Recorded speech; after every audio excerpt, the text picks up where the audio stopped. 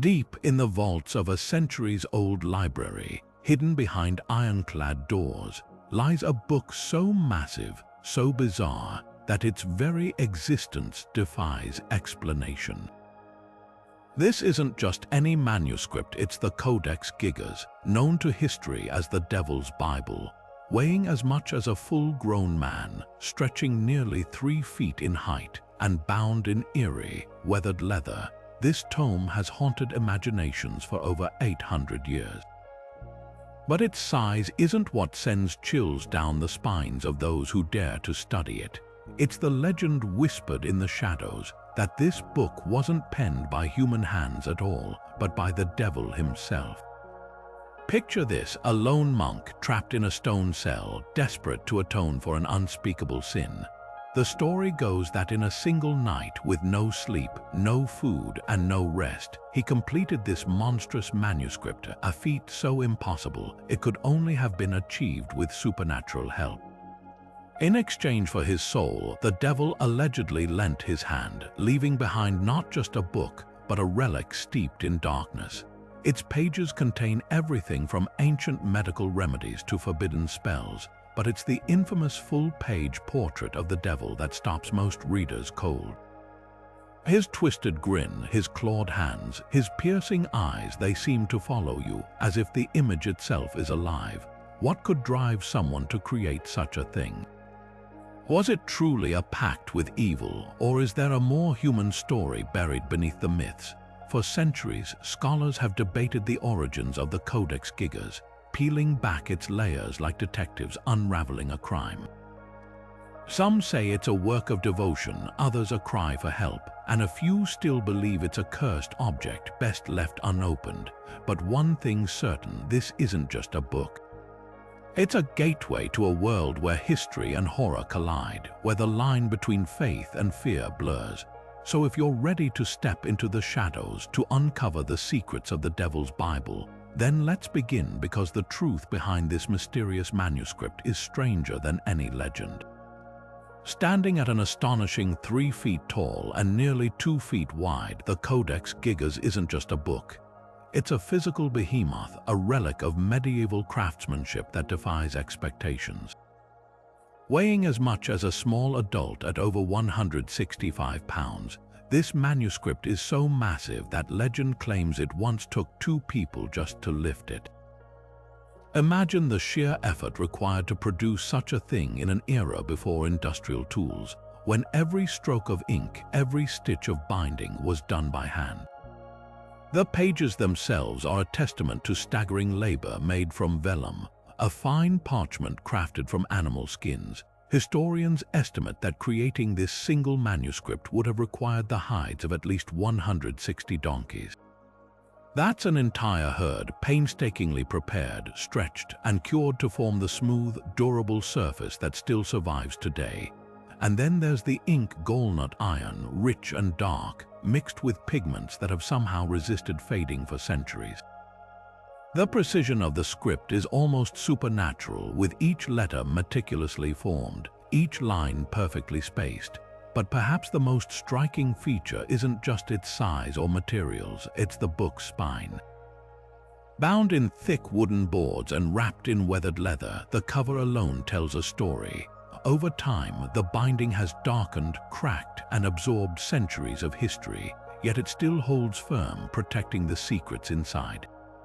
The hinges, once reinforced with metal, show signs of wear from being opened and closed by countless hands, some reverent, some trembling with fear.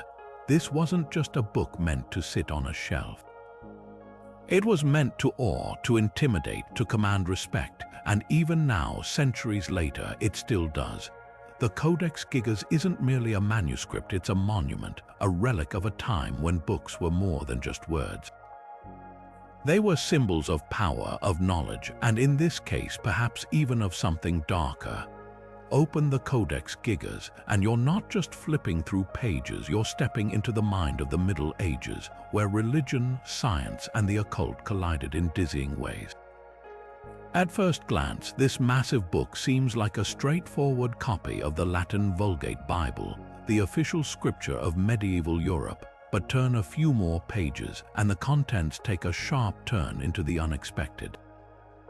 Alongside Holy Scripture, you'll find ancient histories like Josephus's Antiquities of the Jews, medical texts detailing cures for everything from fever to demonic possession, and even step-by-step guides for exorcisms. It's as if the monk who assembled this tome couldn't decide whether he was writing a sacred text, a doctor's manual, or a grimoire of forbidden knowledge. Take the medical sections, for example. One page might describe a prayer to heal the sick, while the next offers a bizarre remedy involving crushed earthworms and wine. To modern eyes, it's a jarring mix, but in the medieval world, faith and medicine were inseparable. Illness was often seen as a spiritual affliction, and cures required both divine intervention and earthly ingredients.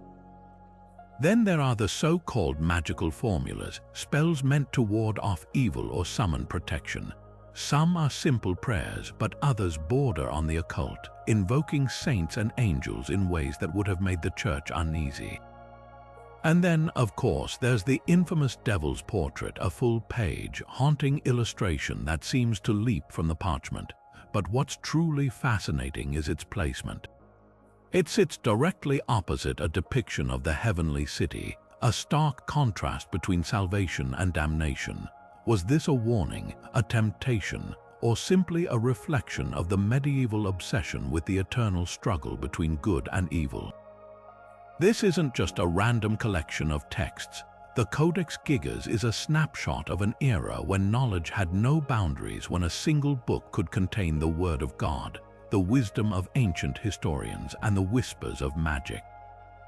It's a reminder that the medieval mind didn't compartmentalize the world into sacred and secular, science and superstition.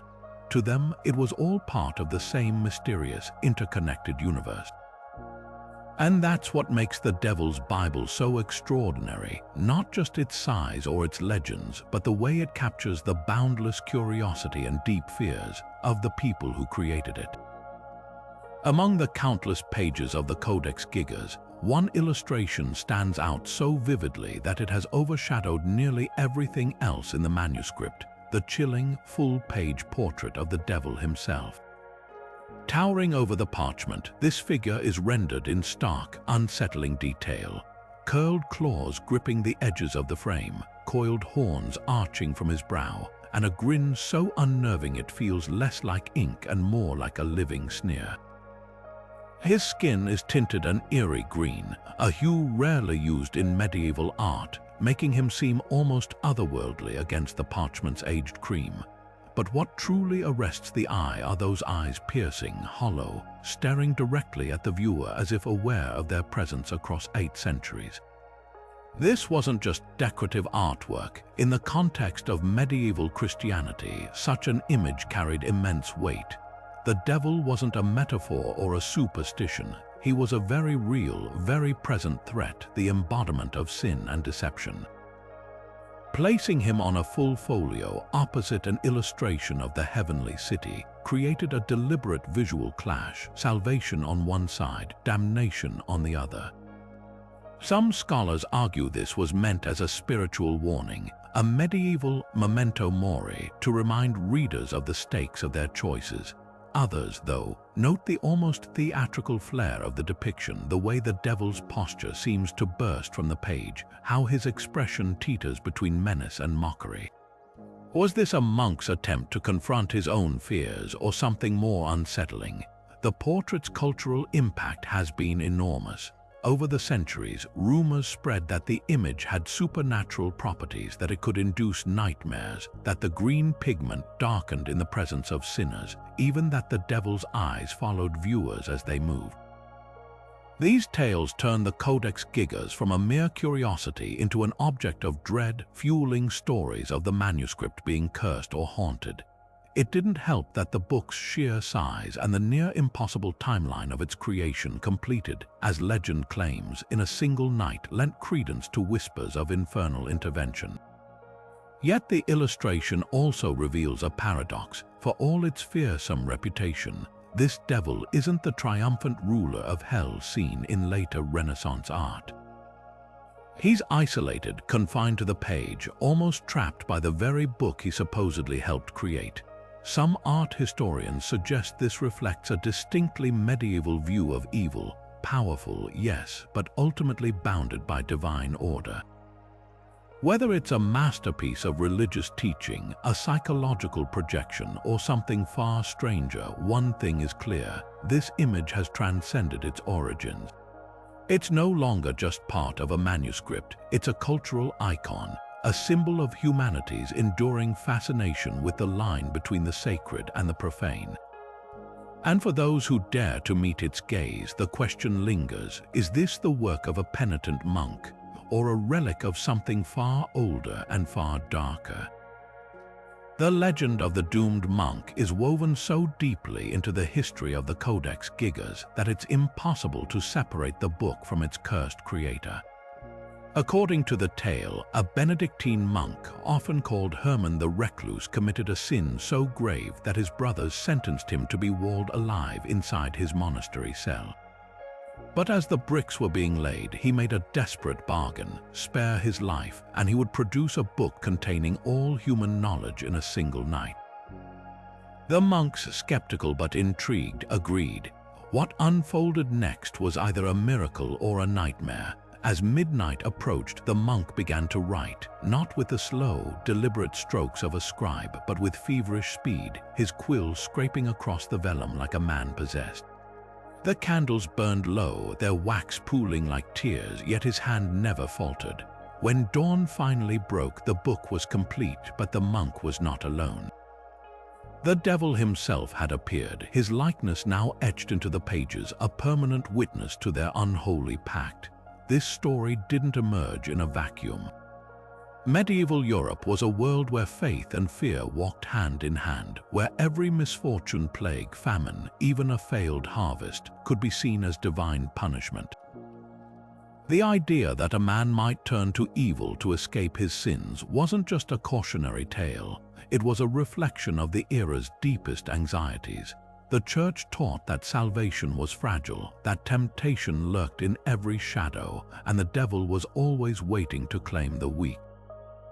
The monk's bargain wasn't just a plot twist, it was a sermon in narrative form, a warning of what happened when desperation overruled devotion. But there's another layer to this legend. The sheer impossibility of the feat, a single scribe producing a book so vast, so intricate, in mere hours echoes medieval beliefs about the supernatural. To the people of the time, such an act wasn't just improbable, it was proof of otherworldly intervention. Either God had granted the monk divine speed, or Satan had lent his hand. And given the book's ominous contents, it's no surprise which explanation took root. Yet for all its drama, the story may reveal more about its tellers than its subject. The doomed monk isn't just a cautionary figure, he's a mirror for the scribes who spent lifetimes copying texts in dim scriptoria, for the faithful who feared their sins were too great to forgive, and for a society that saw the supernatural in every unexplained event. The legend endures not because it's true, but because it speaks to something timeless, the human fear of being trapped, of facing consequences, and of what we might bargain when we think there's no way out. The story of the Codex Gigas unfolds not in some forgotten corner of history, but at the heart of medieval Europe's most turbulent century. Sometime around the year 1220, in the rolling hills of Bohemia, modern-day Czech Republic, a lone scribe or perhaps a team of monks bent over candlelit parchment in the secluded Podlages monastery. This humble Benedictine outpost, far from the grand cathedrals of Rome or Paris, seems an unlikely birthplace for the largest medieval manuscript in existence. Yet here, amid the quiet austerity of monastic life, the Devil's Bible took shape page by staggering page. Bohemia in the early 13th century was a land caught between fire and faith. The region simmered with political unrest, local nobles clashed with the Holy Roman Emperor, while the Church's authority faced growing skepticism from reformist movements. Just decades earlier, the brutal Albigensian Crusade had shown how quickly religious dissent could spiral into bloodshed. In this climate, monasteries weren't just spiritual centers, they were fortresses of knowledge tasked with preserving sacred texts against the chaos outside their walls. The creation of the Codex Gigas may have been a defiant act of devotion, a monumental effort to compile all essential wisdom, scripture, history, medicine into one unshakable vault of vellum. But why this book? Why now? Some historians point to a darker motive. The early 1200s saw Europe gripped by apocalyptic fervor. Millennial prophecies warned of the Antichrist's rise, while natural disasters, like the catastrophic floods of 1220, were interpreted as divine wrath. In such times, a monastery might commission a massive Bible not just for study, but as a talisman against the coming storm. The inclusion of exorcism rites and demonic imagery in the Codex Gigas takes on new meaning when seen through this lens. This wasn't merely a book, it was a shield, a desperate attempt to arm the faithful against the evils of a world teetering on the brink. The Podlages monastery itself adds another layer of mystery. Small and relatively poor, it lacked the resources typically associated with such an ambitious project. This fuels speculation that the Codex Gigas was commissioned by a wealthy patron, perhaps even King Ottokar I of Bohemia, who sought to legitimize his rule through grand religious gestures. Others suggest the manuscript was meant as a gift to the powerful Sedlec Abbey, home to Europe's most infamous ossuary. Whatever its purpose, the book didn't stay in Podlages long. By 1295, it found its way to the Benedictine monks of Brevnov, marking the start of its long, chaotic journey across war-torn Europe. In the end, the Codex Gigas stands as a monument to its era, not just in its content but in the very fact of its existence. It captures a moment when faith and fear walked hand in hand, when scribes wielded quills like weapons against the unknown. To turn its pages is to feel the pulse of a world that believed, with equal certainty, in the power of holy words and the shadow lurking just beyond them. The Codex Gigas holds one last tantalizing secret, one that has fueled speculation for centuries. If you flip carefully through its massive vellum pages, you'll notice something unsettling. 8 leaves have been surgically removed, their absence marked only by ragged edges and the faint shadow of ink bleeding through from long-lost words. These weren't just misplaced or damaged, they were deliberately cut out, excised with precision, as if someone wanted to erase their contents from history.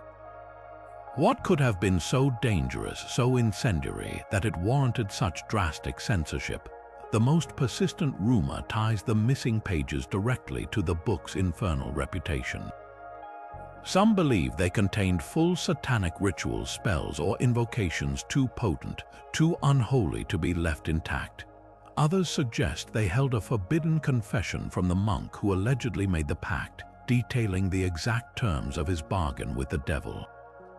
It's even possible they contained apocryphal texts, heretical scriptures deemed too radical for medieval eyes. The mystery deepens when you consider that the excised pages would have been located near the infamous devil's portrait, placing them at the physical and symbolic heart of the book's darkness.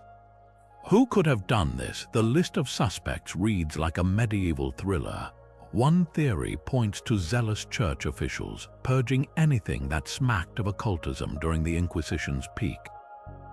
After all, the Codex Gigas spent centuries passing through monastic libraries, where oversight was strict and censorship common. Another possibility involves later collectors, perhaps a nobleman or scholar, who feared the book's rumored curses and sought to defang it by removing its most dangerous passages. There's even a tantalizing clue in the book's ownership history. Records show it was once held by Emperor Rudolf II, a ruler obsessed with alchemy and the occult. Did he order the removal to hide secrets too volatile for the world? But here's a twist that complicates everything. Modern analysis suggests the pages weren't torn out in the Middle Ages at all, but much later, possibly as recently as the 17th century. This timeline coincides with the Codex Gigas being looted by Swedish troops during the 30 Years' War, when countless treasures were stolen, vandalized, or sold off. Could a soldier have sliced out the pages as a morbid souvenir, or did someone in the Swedish royal court, where the book eventually resided, decide to sanitize its contents before displaying it?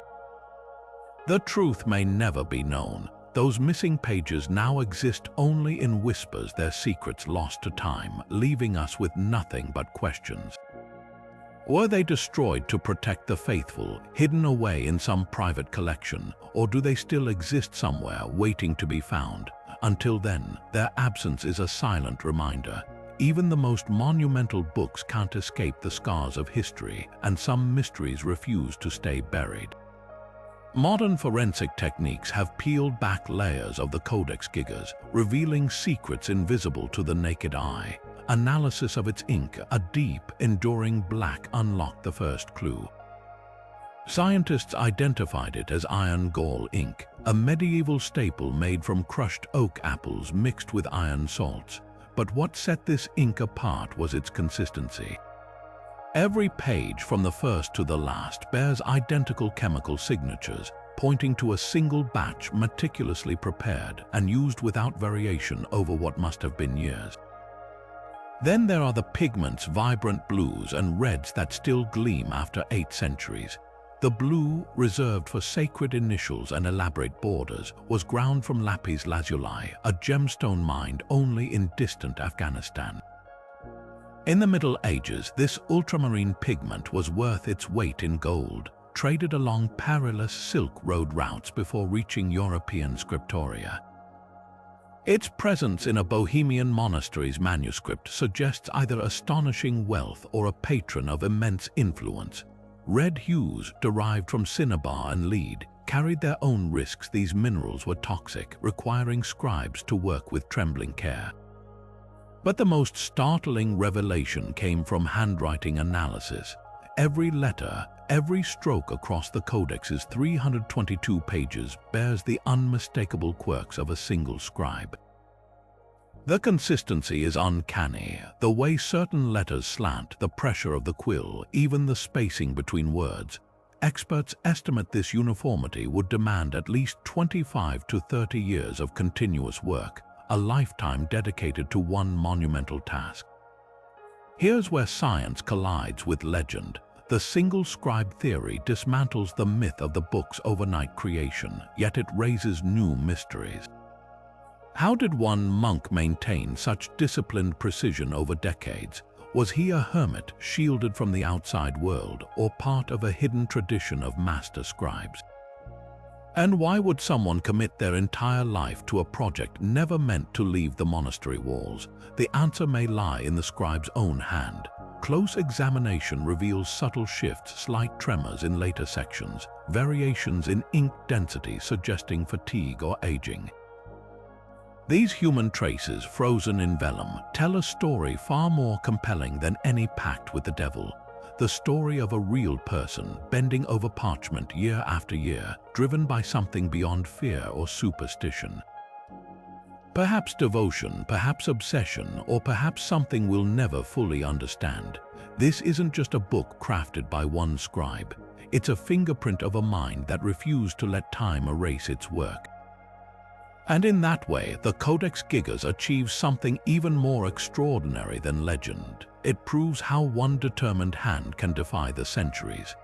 The idea that one solitary monk could have penned the entire Codex Gigas, every last word of its 322 massive pages, stretches the limits of human endurance. Forensic analysis reveals handwriting so uniform, so painstakingly precise, that it points unmistakably to a single scribe. The angle of each letter, the spacing between words, even the subtle pressure of the quill, all bear the distinct signature of one individual's hand. Yet the sheer physical toll of such a feat is almost unimaginable. Imagine spending 20, maybe even 30 years hunched over parchment in dim candlelight, your fingers cramping around the quill, your back bent in the same position for hours on end. The repetitive stress alone would have been brutal. Medieval scribes often suffered from chronic wrist and spine conditions, their bodies paying the price for their devotion. But could one person truly withstand such a marathon of labor? Some scholars argue that the consistency isn't proof of a lone scribe, but of strict monastic discipline, a team of monks trained to mimic a master's handwriting with near-perfect uniformity. Medieval scriptoria were factories of faith where scribes worked in unison to copy sacred texts. If the Codex Gigas was a collaborative effort, its creators might have adhered to an exacting standard, erasing individual quirks to present a seamless divine whole. There's precedent for this. The illuminated manuscripts of Charlemagne's court were produced by teams who replicated a unified script so precisely that their work was long mistaken for a single hand. Then there's the question of time. Even if one monk dedicated decades to the project, could he have maintained such flawless execution as his eyesight faded or his hands grew unsteady? Close examination of the manuscript reveals tiny clues. Slight tremors in later sections, variations in ink flow that suggest fatigue or illness. These imperfections humanize the scribe, hinting at a mortal struggle against age and exhaustion. Yet paradoxically, they also strengthen the case for a lone creator. If this were a team project, why wouldn't fresher hands have taken over when the work grew shaky? The debate touches on something deeper than handwriting analysis. It forces us to confront the psychology of the medieval mind. Monastic life prized humility and self-erasure. Scribes rarely signed their work, viewing themselves as vessels for divine truth. For one monk to claim sole authorship would have been seen as prideful, even blasphemous. But what if this anonymity was the point? Perhaps the Codex Gigas wasn't meant to bear any human signature. Not because it was the work of the devil, but because it was intended as something transcendent, a testament to faith so absolute that the scribe's very identity dissolved into the act of creation. Whether crafted by one pair of hands or many, the manuscript stands as a monument to endurance. Each page is a silent witness to the aches, the doubts, the stubborn perseverance of those who believed their labor was a form of prayer. And in that light, the real mystery isn't who wrote the Codex Gigas, but what it cost them. From the secluded Podlages monastery to the vaults of modern Stockholm, the Codex Gigas has endured a journey as dramatic as its contents. After its creation in early 13th century Bohemia, the manuscript didn't stay put for long. By the end of the 1200s, it had already migrated to the Benedictine monastery in Brevnov, likely as a prized possession gifted or traded between religious orders. But the real upheaval came in the 1500s when Europe erupted in religious warfare.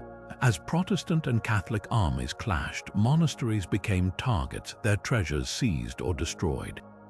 The Codex Gigas, with its imposing size and aura of mystery, caught the eye of collectors and conquerors. Then came the pivotal year 1648. The 30 Years' War, a conflict that ravaged Central Europe, reached its bloody conclusion. Swedish forces under King Gustavus Adolphus and later Queen Christina swept through Bohemia, looting art, books, and relics as spoils of war. The Codex Gigas, then held at the Benedictine monastery in Braumov, was no exception. Torn from its monastic home, it was hauled across the Baltic to Stockholm, where it joined the vast collections of the Swedish royal family. Queen Christina, a voracious patron of the arts and sciences, likely saw the manuscript as a trophy, a symbol of Sweden's rising power, but the book's trials were far from over. In 1697, a catastrophic fire tore through Stockholm's royal castle, reducing entire libraries to ash. Miraculously, the Codex Gigas survived, though not unscathed. Witnesses described how the thick wooden binding protected the vellum pages, even as flames licked its edges. The heat warped the covers, leaving permanent scars, but the text inside remained intact. It's almost poetic, a book linked to the devil outlasting hellfire itself. For centuries afterward, the manuscript languished in relative obscurity, tucked away in the royal library's archives. Neglect took its toll, pages darkened from exposure, the leather binding cracked with age. Yet it endured, surviving wars, political upheavals, and even the occasional skeptical scholar who dismissed it as mere curiosity rather than a cultural treasure. The turning point came in the 20th century when historians and scientists finally turned their attention to the Codex with modern tools. Carbon dating, spectral imaging, and painstaking restoration work peeled back layers of its history, revealing not just how it was made, but how it had been saved time and again by luck, reverence, or sheer inertia. Today, under climate-controlled glass in Sweden's National Library, it remains a silent witness to 8 centuries of human triumph and folly. Its survival isn't just luck, it's a testament to the strange allure of objects that defy explanation and the lengths we'll go to preserve them. Few books carry a reputation as sinister as the Codex Gigas, not just for its contents, but for the trail of misfortune that seems to follow it. Centuries of whispers describe disasters striking those who dared possess it, as if the manuscript itself carried a curse.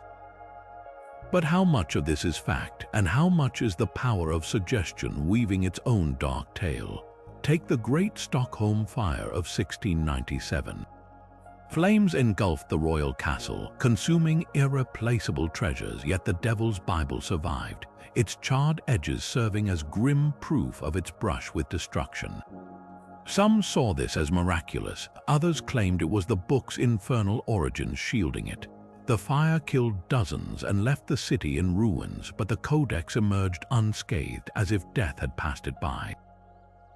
Then there's the fate of its most infamous owner, Queen Christina of Sweden. After acquiring the manuscript as war plunder, she abdicated her throne under mysterious circumstances, converted to Catholicism in exile, and died with her legacy shrouded in scandal.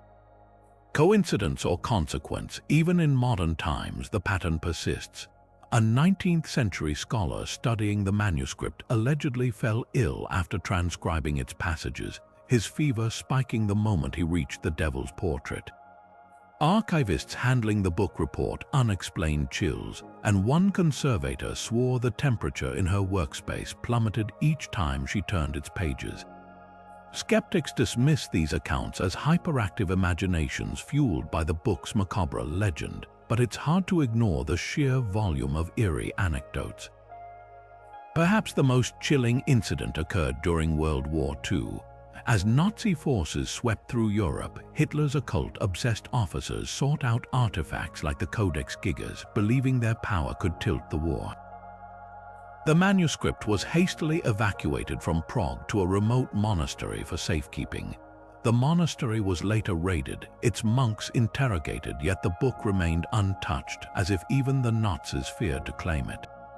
What explains this string of strange events? Psychology offers one answer: the nocebo effect, where expectation of harm manifests as real physical or psychological symptoms. If you believe a book is cursed, every misfortune that follows becomes proof. Yet history also shows that objects tied to trauma, whether wars, fires, or personal tragedies, accumulate stories like shadows. The Codex Gigas, with its dramatic past, was destined to become a magnet for such myths. But here's the paradox: if the book truly carried a curse, why has it survived when so many around it perished? Maybe the real darkness isn't in the parchment, but in us, our need to blame mysteries on forces beyond understanding. The Devil's Bible doesn't kill or corrupt, it simply endures, a mirror reflecting our oldest fears back at us. And sometimes that's more unsettling than any spell. Preserving a manuscript as ancient and massive as the Codex Gigas isn't just a matter of locking it away. It's a high-stakes science, a delicate dance between protecting the past and revealing it. Today, the Devil's Bible rests in a climate-controlled vault at Sweden's National Library, shielded from the very elements that once threatened to erase it. The room is kept at a precise 50% humidity, with temperatures hovering around 64 degrees Fahrenheit, conditions meticulously calibrated to prevent the vellum from warping or the iron gall ink from corroding further. Even the light is measured in lux, a strict allowance to ensure ultraviolet rays never bleach the pigments that have survived 8 centuries. But the real marvel is the book's custom-built case. Unlike ordinary display stands, this one resembles a futuristic cradle. its supports engineered to distribute the manuscript's colossal weight evenly. Opening it requires a team of conservators wearing gloves and masks, their movements slow and deliberate. Every page turn is a ritual, performed with surgical tools to avoid stressing the brittle edges. And public viewings, they're rare, timed events. The Codex Gigas is displayed only a few weeks each year, its pages rotated like priceless paintings in a gallery, ensuring no single section bears the brunt of exposure. The risks of moving such a relic became painfully clear in 2007, when the Czech Republic negotiated a historic loan, the first time the manuscript would return to its birthplace in over 350 years. Transporting it wasn't just a matter of packing a book, it was a military-grade operation. A custom shockproof case was designed, lined with inert materials to absorb vibrations. The route was planned to avoid turbulence, with security teams monitoring temperature fluctuations in real time.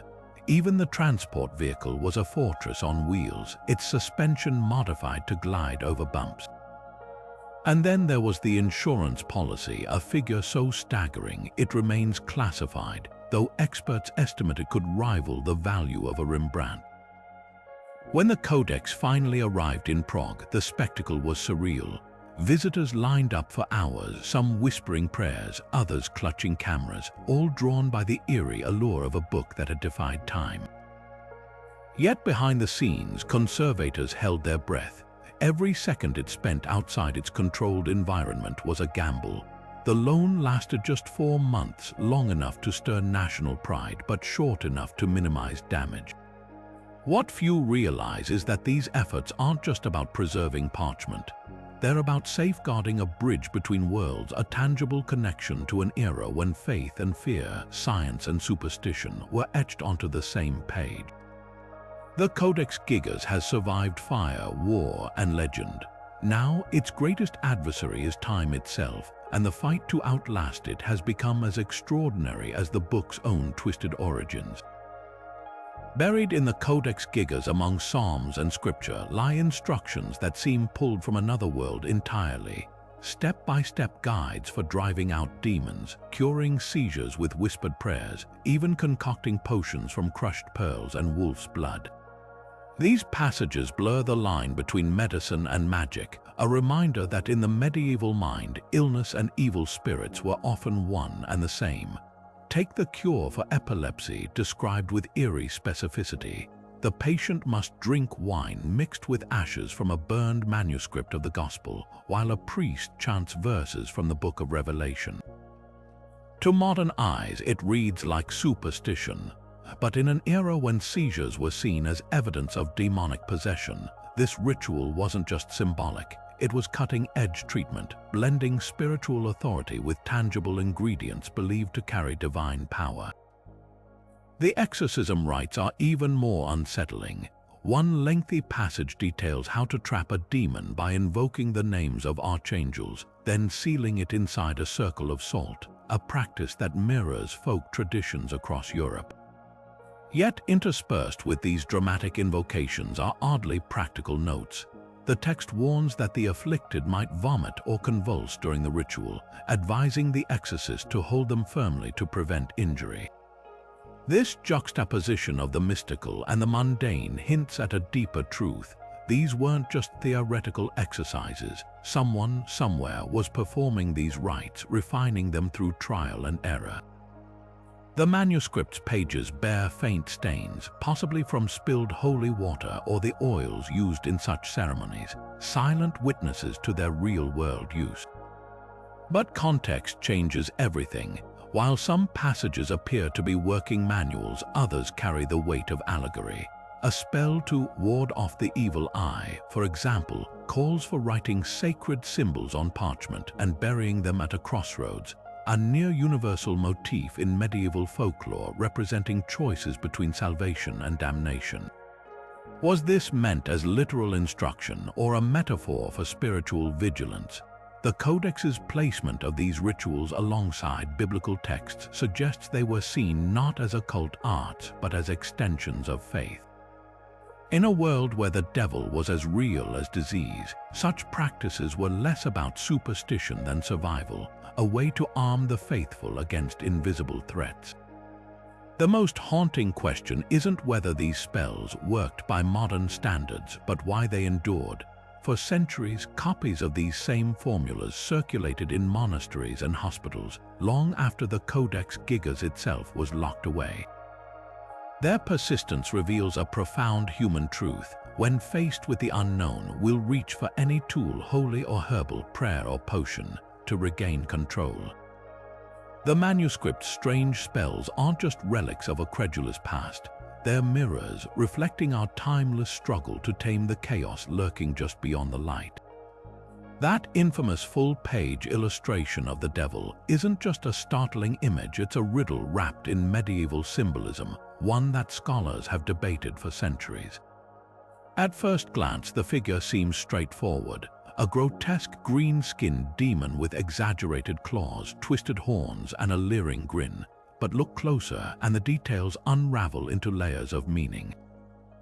His hunched posture mimics the contorted forms of damned souls in contemporary religious art, while his clawed hands grip the frame as if trying to burst free from the page. This isn't just a depiction of evil, it's a theatrical performance of it designed to provoke a visceral reaction. One prevailing theory suggests the portrait served as a spiritual warning, a visual sermon on the consequences of sin. In medieval Christianity, fear was a potent tool for moral instruction. Churches adorned their walls with frescoes of hellfire and torment, and the Codex Gigas may have extended this tradition into manuscript form. By placing the devil opposite an illustration of the heavenly city, the artist created a stark choice: salvation or damnation. But there's a twist. Unlike later Renaissance depictions of Satan as a regal, almost seductive figure, this devil is isolated, confined, almost pathetic. Some art historians argue this reflects a uniquely medieval view, evil as a defeated force already bound by divine order. The message, sin may be terrifying, but it's ultimately powerless against faith. Another interpretation ties the image to political and cultural tensions of the time. The early 13th century saw the Church aggressively suppressing pagan traditions across Europe. The devil's green hue, an unusual choice in medieval art, might have been a deliberate jab at nature-worshipping cultures, painting their deities as grotesque demons. His horns and goat-like features echo Pan, the ancient god of the wild, twisted into a symbol of corruption. Was this a propaganda piece meant to vilify lingering non-Christian beliefs? The theory gains traction when you consider the book's Bohemian origins, a region where old pagan practices stubbornly persisted despite conversion efforts. Then there's the most provocative take, that the portrait hides a rebellious streak. Monastic life wasn't always the serene devotion we imagine. Scribes were human, subject to frustration, doubt, even quiet dissent. What if this devil isn't just a warning, but a subversive satire? His exaggerated features, the bulging eyes, the absurdly long tongue, bear a striking resemblance to gargoyles and grotesques found on cathedral walls, often interpreted as critiques of clerical hypocrisy. Could the artist have smuggled in a jab at church corruption, using the devil as a stand-in for greed or abuse of power? The portrait's placement adds fuel to this theory. Facing the heavenly city, the two images form a visual dialogue. Is the artist asking, who truly is the villain here? But perhaps the most haunting detail is the devil's gaze. Unlike other medieval depictions where evil lurks in shadows, this figure stares directly at the viewer, breaking the fourth wall of parchment. It's an unsettling technique, one that transforms passive observation into confrontation. You don't just look at this devil, he looks back, implicating you in the narrative. This might be the portrait's true genius. It refuses to be a mere illustration. It demands a reaction, whether fear, revulsion, or morbid fascination. The beauty of this enigma is that no single interpretation cancels out the others. Like the manuscript itself, the devil's portrait is a palimpsest, each layer of meaning scratched over the last. It could be a warning, a weapon, a joke, or all three at once. And that's what makes it endure. Centuries later, we're still staring into those hollow eyes, still wrestling with the same question: what or who are we really seeing? While the Codex Gigas towers over most medieval manuscripts like a colossus, it wasn't the only text of its era rumored to brush against the infernal. Across Europe, tucked into the corners of monastic libraries and private collections, smaller occult works whispered their own dark secrets, but none carried the sheer physical presence of the Devil's Bible. Take the Liber Officium Spirituum, a palm-sized grimoire from the same period. Its pages detail elaborate rituals for summoning and binding demons, complete with intricate sigils and incantations. Yet this compact manual could fit snugly in a priest's sleeve, its power concealed in plain sight. The contrast is striking. Where the Liber is stealthy, portable, designed for covert use, the Codex Gigas is a spectacle, its bulk demanding attention, its very size a declaration of dominance. This difference reveals a deeper divide in medieval attitudes toward the occult. Smaller grimoires like the Liber were often practical tools, passed hand to hand in secret, their potency tied to their discretion. They catered to individuals, scholars, healers, or perhaps heretics who sought hidden knowledge for personal ends. The Codex Gigas, by contrast, feels almost performative. Its monumental scale suggests it was meant to be seen, to awe, to serve as a centerpiece rather than a clandestine reference. Imagine a visitor to the monastery, confronted with this leviathan of vellum. Its presence alone would have screamed authority, declaring the Church's power to contain even the darkest knowledge within sacred walls. Then there's the matter of execution. While the Liber Officium Spirituum and similar texts are often crudely penned, their ink smudged, their diagrams hastily sketched, the Codex Gigas is a masterpiece of precision. Every line of scripture, every flourish of illumination reflects painstaking craftsmanship. This wasn't some backroom scribble of spells, it was a project sponsored, supervised, and sanctioned. That very legitimacy makes its inclusion of the occult exorcism rites, demonic imagery, arcane remedies all the more fascinating. These weren't fringe ideas smuggled into a private diary. They were woven into a grand official tome, blurring the line between orthodoxy and the forbidden.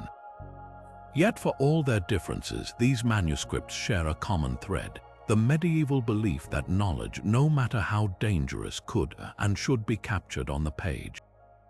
Whether scribbled in secret or etched into history with gold leaf and lapis lazuli, they reflect a world where the spiritual and the supernatural were inseparable. The Codex Gigas simply took that idea to its most extravagant extreme, turning what might have been a whisper into a roar. In the end, its true power may lie not in any single spell or illustration, but in its audacity, the sheer, unapologetic scale with which it declares that even darkness deserves a monument. Emperor Rudolf II stood at the center of a swirling storm of mysticism and power, a ruler whose thirst for the occult eclipsed even his political ambitions. By the late 1600s, his court in Prague had become Europe's most notorious haven for alchemists, astrologers, and seekers of forbidden knowledge. And it was here, amidst his sprawling cabinet of curiosities, that the Codex Gigas found a new home. Rudolf didn't just collect rare manuscripts, he hunted them with the fervor of a man convinced they held the keys to hidden truths. His agents scoured monasteries and private collections, bargaining, bribing, or outright seizing anything that hinted at the supernatural. The Devil's Bible, with its eerie reputation and imposing size, would have been the crown jewel of his obsession. But why this book? Rudolf's fascination wasn't purely scholarly. To him, the occult wasn't mere superstition. It was a parallel science, a labyrinth of secrets that could unlock everything from eternal life to imperial dominance. His court pulsed with experiments. Alchemists toiled over furnaces, trying to transmute lead into gold. Astronomers mapped the heavens for omens, and cryptic texts like the Codex Gigas were pored over like blueprints to the divine. The manuscript's blend of scripture and sorcery would have tantalized him, blurring the line between piety and the profane. Some historians speculate he saw it as a literal key, an instruction manual for harnessing powers beyond mortal reach. Yet Rudolph's ownership may have sealed the book's sinister fate. Under his rule, whispers about the Codex grew darker. Courtiers spoke of strange occurrences in the palace library, cold drafts in sealed rooms, the sound of turning pages when no one was present. Whether these stories were embellished or genuine, they fed into the emperor's own growing paranoia. By the time political unrest forced him to relinquish the throne, the Codex Gigas had become more than a curiosity. It was a relic tainted by association, its legend forever entwined with Rudolph's unraveling mind. The irony is palpable. A man who sought to master the unseen may have inadvertently become part of the very myth he coveted. His obsession didn't just preserve the Codex, it amplified its aura of danger, ensuring that centuries later we'd still be asking, did Rudolph acquire the manuscript because of its power, or did its power grow because he acquired it? The market for occult relics has always thrived on mystery, and the Codex Gigas is no exception. In recent years, a surge of so-called replica Devil's Bibles have flooded auction sites and dark web forums, each promising shocking secrets lost from the original manuscript. These forgeries prey on the book's sinister reputation, pages artificially aged with coffee stains, fake vellum crafted from modern leather, even crude imitations of the devil's portrait altered to appear more grotesque. But the real deception lies in the content. Unscrupulous sellers slip in fabricated rituals, invented Latin incantations, and lurid illustrations of blood pacts, capitalizing on pop culture's obsession with demonology. One notorious auction in 2019 featured a lost chapter purporting to detail a 13th century Black Mass, complete with scribbled annotations in medieval handwriting, later exposed as a clumsy mix of Google Translate Latin and plagiarism from a 20th century horror novel. Museums and libraries face an uphill battle against these distortions. The Swedish National Library, which houses the authentic codex, has launched digital initiatives to debunk myths, offering ultra-high-resolution scans that allow anyone to compare real pages with fakes. Their forensic team regularly publishes analyses pointing out telltale signs of fraud: modern ink pigments under UV light, incorrect quill stroke patterns, or anachronistic phrasing like the infamous satanic verses, added to one German forgery in 2012. Yet misinformation spreads faster than facts. Social media algorithms amplify sensational claims, turning clumsy hoaxes into viral proof of the manuscript's supposed dark powers. Even well-intentioned documentaries sometimes blur the line between history and hype, using ominous music and selective close-ups of the devil's portrait to imply supernatural agency where none exists. The stakes are higher than mere reputation. Each fake Devil's Bible sold as authentic chips away at public trust in cultural heritage, muddying the waters for legitimate scholars. When a Spanish collector paid €200,000 for a counterfeit in 2021, the subsequent scandal made headlines worldwide, but not before the forgery's fabricated exorcism rites were cited in a criminal case involving alleged demonic possession. This isn't just about money, it's about how easily myth can eclipse reality when it feeds our fascination with the macabre. What separates these scams from the genuine article is the same thing that makes the real Codex Gigas so compelling: craftsmanship. Medieval scribes didn't just write, they encoded their worldview into every stroke, from the prayerful precision of biblical texts to the ambiguous symbolism of the devil's portrait. Forgers replicate the ink but miss the context, the meticulous devotion, the historical tensions, the very human hands that shaped the manuscript over years, not days. The next time you see a lost Devil's Bible for sale, remember, The true darkness isn't in faux Latin spells or doctored illustrations. It's in the willingness to trade 8 centuries of rich, complex history for a cheap thrill. The identity of the Codex Gigas scribe remains one of history's most tantalizing puzzles. Was this solitary figure truly a penitent monk, as legend suggests, or could his story hold darker, more complex layers? One compelling theory casts him not as a volunteer but as a prisoner, a man condemned to scriptorium servitude as punishment for crimes lost to time. Medieval monasteries sometimes functioned as de facto prisons for the literate elite, with high-born offenders sentenced to copy sacred texts in atonement. If our scribe fell into this category, the sheer scale of the Codex Gigas takes on new meaning. This wasn't just a devotional act, but an imposed penance, his quill scratching out salvation one agonizing letter at a time. Alternatively, consider the zealot hypothesis. The early 13th century saw the rise of radical asceticism monks who starved themselves, slept on stone, and flagellated their flesh in pursuit of divine grace. Could our scribe have been one such extremist, viewing the manuscript as a marathon of faith? The consistency of the handwriting suggests obsessive discipline, the kind found in those who believe pain purifies the soul. Perhaps he worked until his fingers bled, seeing each cramp as a step closer to redemption. This would explain the manuscript's eerie perfection, not supernatural aid, but human fanaticism pushed to its limits. Then there's the noble patron theory. Medieval manuscripts were prohibitively expensive, requiring not just vellum and ink, but years of a scribe's labor. The Codex Gigas lapis lazuli pigments alone cost more than most monasteries' annual budgets. Some scholars argue the scribe was no monk at all, but a wealthy nobleman financing the project as a vanity endeavor or political gesture. In this scenario, his anonymity wasn't humility, it was practical. By the 12th century, commissioning religious works was a proven path to influence. A duke or bishop might fund such a tome to curry favor with the church, then erase his involvement to appear selfless.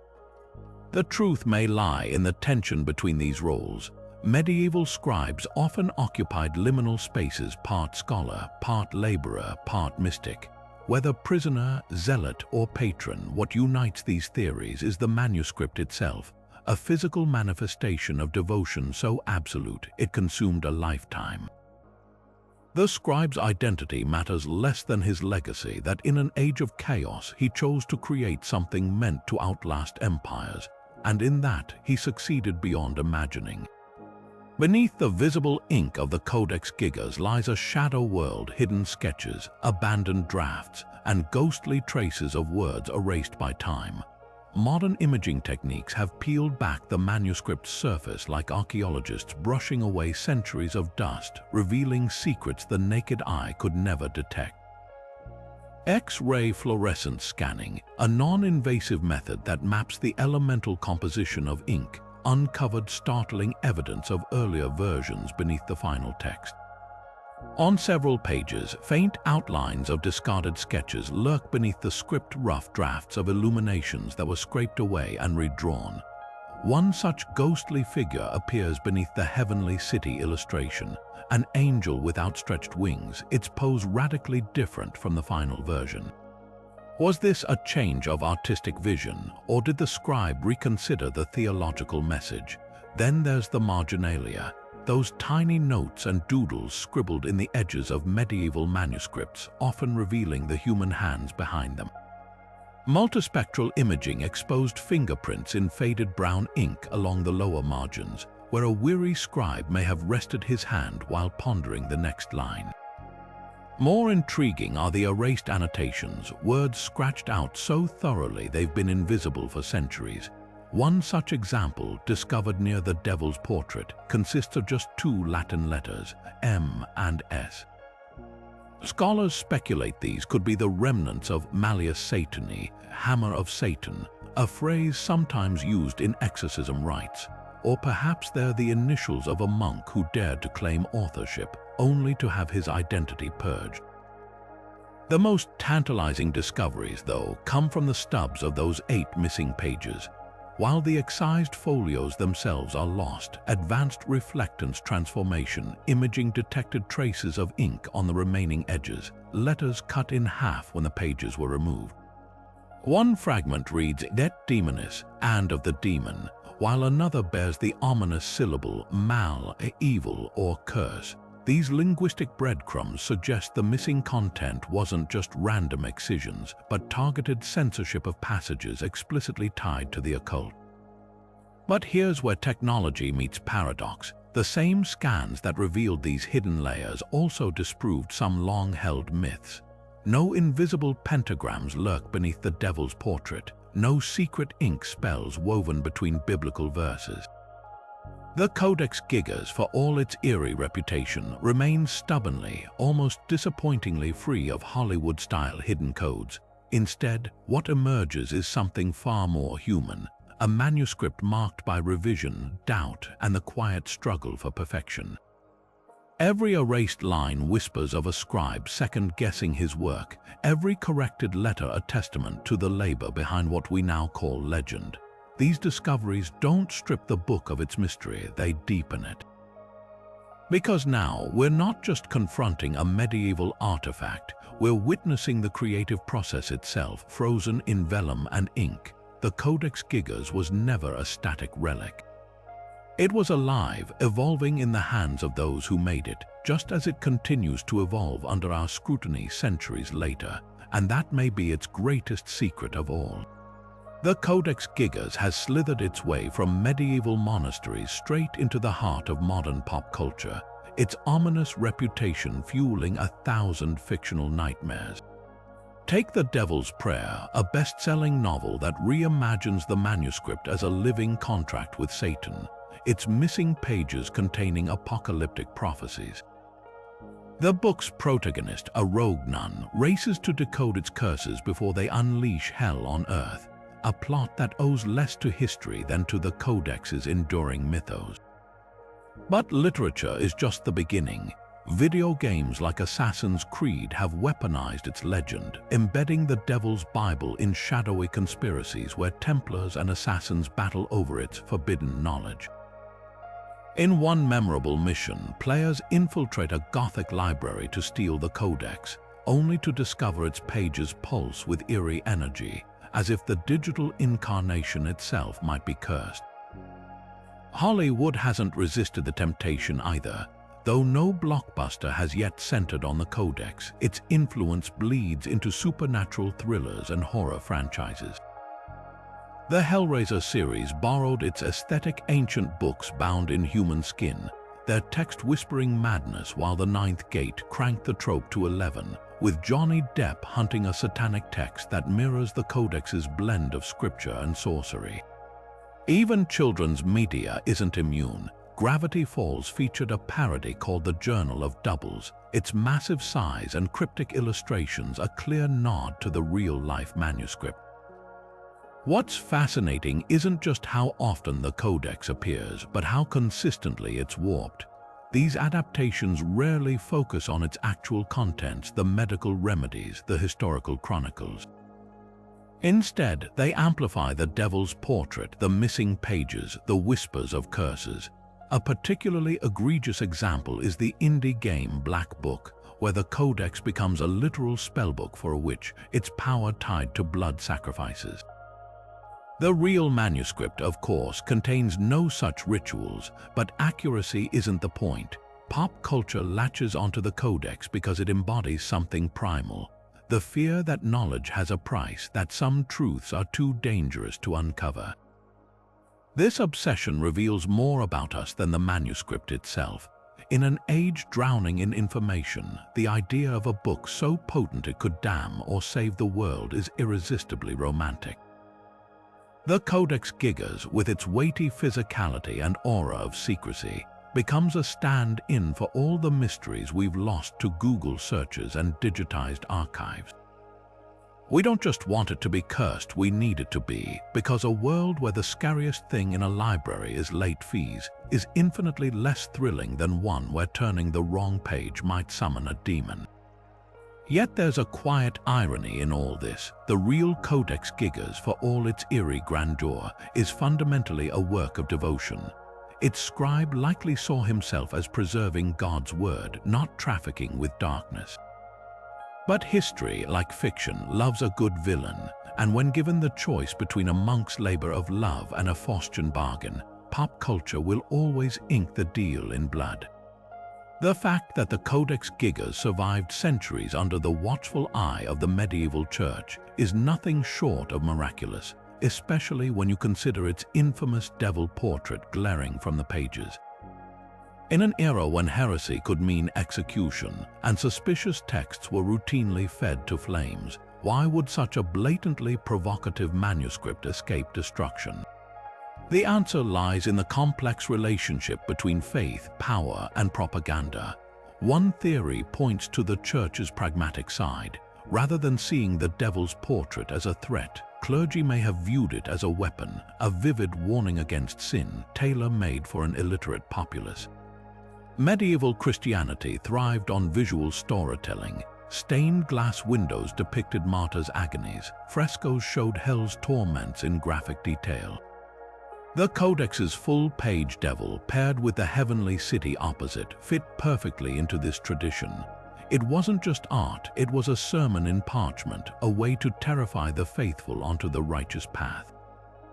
For monks preaching to peasants who couldn't read Latin, flipping open the book to that monstrous image would have driven the point home far better than any homily.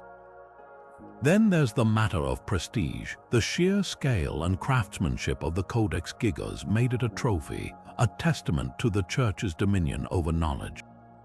Its lapis lazuli pigments, imported from Afghanistan, signaled wealth and influence. Its flawless script demonstrated divine order imposed on chaos.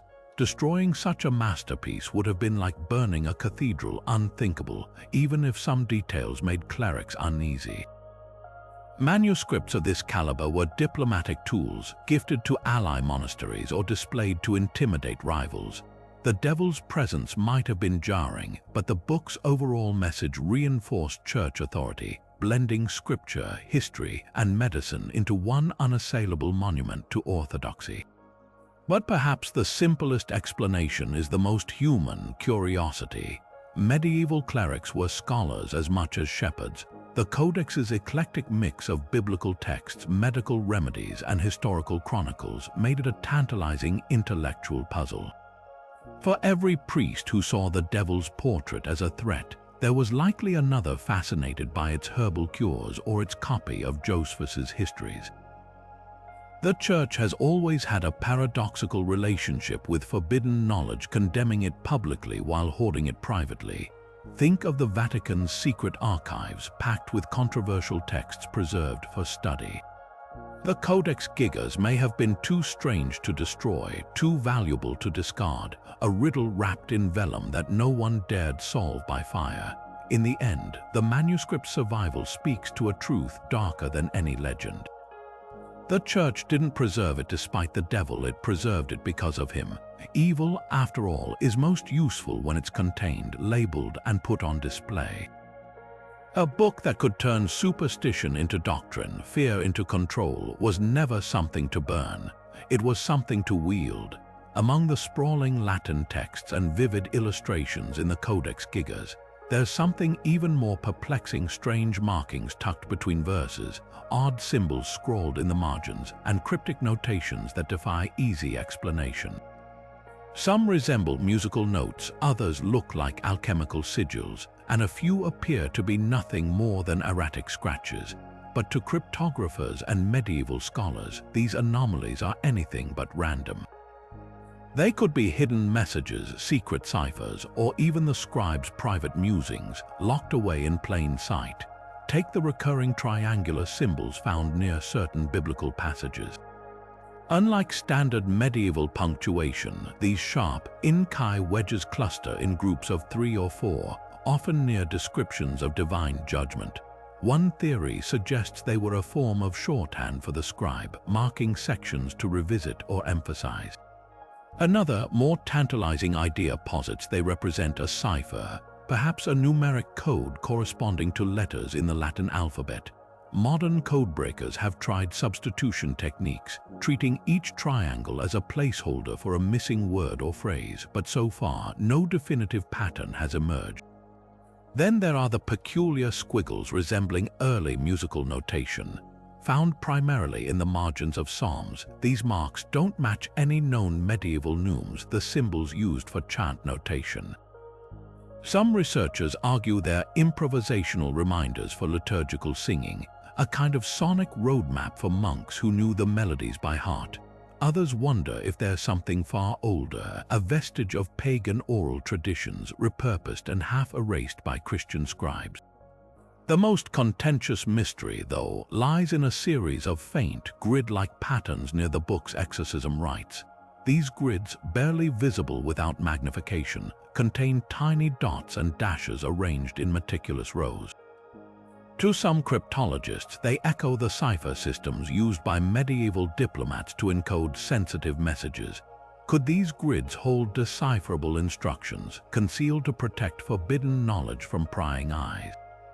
Skeptics counter that they're merely guidelines for page layout, scratched in by a scribe to keep his text aligned. Yet the precision is unsettling. Each grid mirrors the exact dimensions of the surrounding text block, as if deliberately designed to blend in. Perhaps the most humanizing theory is that these oddities are nothing more than scribble quirks, the medieval equivalent of doodles in a notebook. Monks spent years copying texts in dim light, their hands cramping, their minds wandering. A stray mark might be a yawn transcribed into ink, a momentary lapse in concentration. But even this explanation feels incomplete.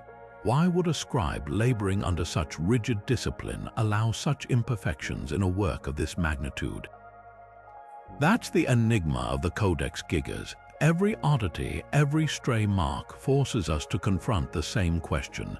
Is this a book with secrets still waiting to be unlocked, or are we seeing patterns where none exist? The answer might lie somewhere in between, not in grand conspiracies or Hollywood-style codes, but in the quiet, everyday mysteries of a scribe's life. After all, the greatest cipher isn't always hidden in symbols. Sometimes it's etched in the choices of the person holding the quill. Stepping into the dimly lit chamber where the Codex Gigas now resides, visitors often pause mid-stride, caught between fascination and an inexplicable sense of unease. Librarians at Sweden's National Library have catalogued countless reactions over the years: tourists who suddenly shiver despite the room's controlled climate, others who swear they hear faint, rhythmic scratching, like a quill dragging across parchment when no one else is nearby. One security guard recounted nights when motion sensors triggered inexplicably near the display case despite no visible movement, the most common report. A lingering chill, as if the air around the manuscript holds onto some ancient cold. These encounters aren't confined to modern times. Historical records from the 17th century describe a similar phenomenon. When the Codex was displayed in Prague's imperial collections, attendants noted that candles near the manuscript flickered erratically, even in still air. Court physicians blamed miasma, a medieval term for foul air believed to carry disease, but privately, servants whispered that the book drew warmth from the room, leaving pockets of icy stillness in its wake. Even Emperor Rudolph's court astrologer, a man steeped in the occult, refused to handle the manuscript directly, insisting it pulsed like a living thing beneath his gloves. Psychologists offer a simpler explanation: the power of suggestion. Known as the nocebo effect, the mind's expectation of harm can manifest as physical sensations, goosebumps, dizziness, even auditory hallucinations, when confronted with an object linked to frightening stories. The Codex Gigas, with its devil's portrait and whispers of curses, practically invites this response. In a controlled experiment, researchers once had participants approach a replica without context. Few reported unease. But when told the book's sinister history beforehand, the same individuals described sudden chills, a sense of being watched, even fleeting shadows in their peripheral vision. Yet skeptics can't dismiss every account so easily. Take the case of a visiting scholar in 2011 who documented a bizarre anomaly on her infrared camera, a fleeting temperature drop localized to the glass case with no draft or HVAC malfunction to explain it.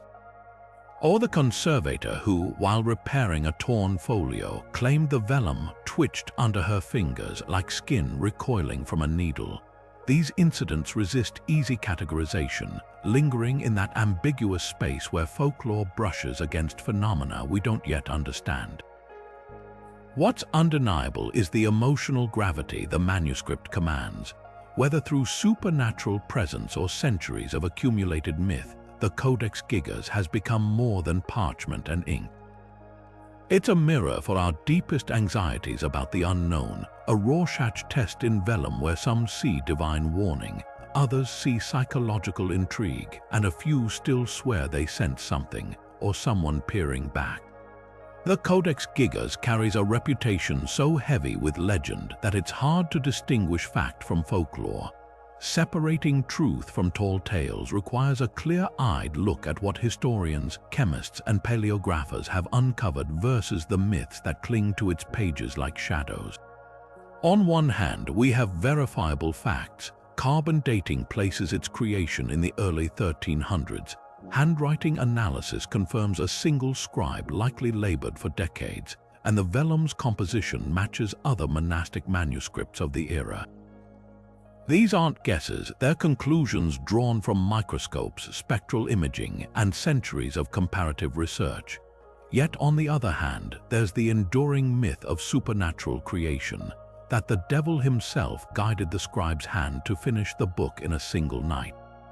This story, while gripping, collapses under scrutiny. Forensic analysis of the ink shows it wasn't applied in one frenzied session, but layered over years, with subtle variations in density and texture betraying pauses, corrections, and the natural rhythm of human labor. The idea of a demonic pact makes for a chilling campfire tale, but the physical evidence tells a quieter, more human story, one of perseverance, devotion, and the slow, meticulous work of a scribe determined to leave his mark on history. Another persistent claim is that the manuscript induces paranormal phenomena, visitors fainting, whispers heard in empty rooms, even sudden temperature drops near its display case. But psychologists point to the power of suggestion. When people approach an object already steeped in eerie lore, their brains often manufacture the expected sensations. In controlled settings where visitors aren't primed with the book's sinister backstory, these hauntings vanish. That's not to dismiss the emotional weight the Codex carries, only to acknowledge that fear, like ink, can stain perception.